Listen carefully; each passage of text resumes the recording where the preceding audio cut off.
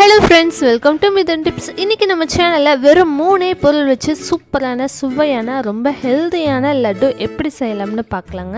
அதுக்கு முன்னாடி நம்ம சேனலை இன்னும் நீங்க சப்ஸ்கிரைப் பண்ணலனா மறக்காம கீழ இருக்க ரெட் பட்டன் பிரஸ் பண்ணிக்கோங்க. அப்படியே பக்கத்துல இருக்கிற பெல் ஐகானும் பிரஸ் பண்ணிக்கோங்க. அப்பதான் நம்ம சேனல்ல போற வீடியோஸ் எல்லாம் நீங்க மிஸ் பண்ணாம பார்க்கலாம். சரி, எப்படி செய்யலாம்னு பார்க்கலாம். அதுக்கு முதல்ல நான் 1 கப் அளவுக்கு நிலக்கடலை எடுத்துர்க்கேன்.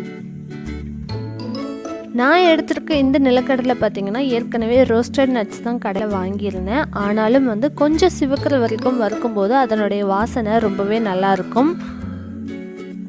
உங்ககிட்ட வறுக்காத நிலக்கடலை இருந்துச்சு அப்படிங்கும்போது கொஞ்சம் செவந்து வர்ற அளவுக்கு மட்டும் வறுத்து எடுத்துக்கலாம். ரொம்ப வறுக்க தேவையில்லை. அதாவது கருகிடாமல் பார்த்துக்கோங்க. அந்த ஃப்ளேவர் பார்த்திங்கன்னா வறுப்பட்டது தெரியும். அதுக்கப்புறமா அதை தனியாக எடுத்து வச்சிடலாம். இப்போது நம்ம 1.5 டேபிள் ஸ்பூன் அளவுக்கு எள்ளு எடுத்துருக்கோம். கருப்பு எள்ளு எடுத்துருக்கோம். அதையும் நல்லா பொரிய விட்டுட்டு அதுக்கப்புறமா எடுத்துடலாம். மீடியம் ஃப்ளேம்லேயே வச்சு குக் பண்ணுங்கள். ரொம்ப கரிஞ்சிடக்கூடாது.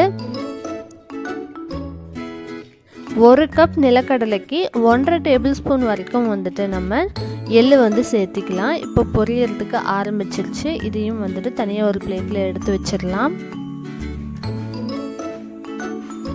இது பொரியும் போதே பார்த்தீங்கன்னா அதோட வாசனை ரொம்பவே நல்லாயிருக்கும். இப்போது நம்ம தோலெல்லாம் எடுத்துட்டு நிலக்கடலையை நல்லா ஆற வச்சு இந்த மாதிரி மிக்ஸி ஜாரில் சேர்த்திடலாம். மிக்ஸி ஜாரில் தண்ணி இல்லாமல் பார்த்துக்கோங்க. அதுக்கப்புறமா நம்ம எடுத்து வச்சுருக்கிற 1 கப் அளவுக்கு நிலக்கடலை இது கூட சேர்த்திட்டு ஒரு தடவை நல்லா அரைச்சி எடுத்துக்கலாம்.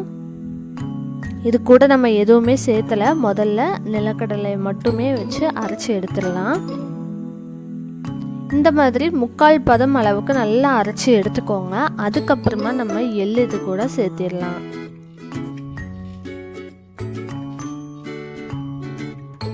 அதையும் நல்லா அரைச்சி எடுத்துடலாம். ஸோ இந்த மாதிரி அரைச்சாச்சு. அது கூட 1 கப் நிலக்கடலை, 1.5 டேபிள் ஸ்பூன் அளவுக்கு எள்ளு, அதுக்கு 1/2 கப் அளவுக்கு நான் வெல்லம் எடுத்திருக்கேன். இந்த மாதிரி இடித்து வச்சு அதை மிக்ஸி ஜாரில் சேர்த்திடலாம். அதையும் நல்லா இந்த மாதிரி அரைச்சி எடுத்துக்கலாம். உங்களுக்கு பார்க்கும்போதே லேசாக அந்த எண்ணெய் தெரியும் பாருங்கள். அந்த நிலக்கடலையில் இருக்கக்கூடிய அந்த எண்ணெய் நல்லா தெரியும். இப்போ அதை ட்ரான்ஸ்ஃபர் பண்ணிடலாம் இன்னொரு பிளேட்டுக்கு. நீங்கள் அரைச்சி எடுக்கும்போது உங்களுக்கு மிக்ஸி ஜார் சூடாகுது அப்படிங்கும்போது கொஞ்சம் வெயிட் பண்ணி அதுக்கப்புறமா அரைச்சி எடுத்துக்கோங்க. சூடாக அரைக்கும்போது அது சரியாக அரைப்படாது. ஸோ அந்த மாதிரி ஒரு பிளேட்டில் கொட்டிட்டு இப்படி பார்க்கும்போதே உங்களுக்கு தெரியும் நல்லா கையில் பிடிப்படுது. இந்த கன்சிஸ்டன்சிக்கு வர்ற வரைக்கும் நம்ம கண்டிப்பாக மிக்ஸி ஜாரில் அந்த எள்ளையும் நிலக்கடலையும் அரைச்சி எடுக்கணும்.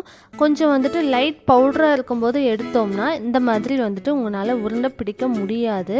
அதனால் கொஞ்சம் எண்ணெய் வெளியில் தெரியணும். அந்தளவுக்கு உங்களுக்கு அரைக்கும் போதே பார்த்தீங்கன்னா தெரியும்.